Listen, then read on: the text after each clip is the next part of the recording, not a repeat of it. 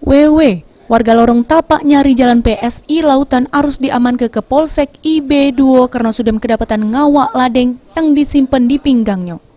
Lanang yang berstatus residivis dari Bengkulu ini sudah terjaring razia hunting yang dilakukan oleh Polsek IB2 tak jauh dari rumahnya. Di mana pas petugas lakukan penggeledahan lalu nemu ke ladeng di pinggangnya, WW pun tidak pacak nak ngelak lagi.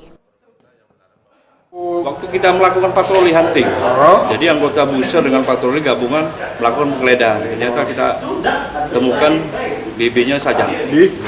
Disimpan di mana? Di pinggang. Dari pengakuan tersangka WW, ladeng yang digawanya itu minjem dari kawannya buat jago diri dari aksi kejahatan yang belakangan hari ini cukup marak. Minjem dari siapa? Minjem dari kawan. Dari kawan. Ini rencana mau buat apa lading ini? Tidak ada rencana, cuma untuk jago-jago. Untuk jago-jago baik? Iya. Katik yang buat lain-lain? Atas ulahnya, WW mak ini harus ngeringkok lagi di balik jeruji besi Polsek IB2. Firman Hidayat, PAL TV.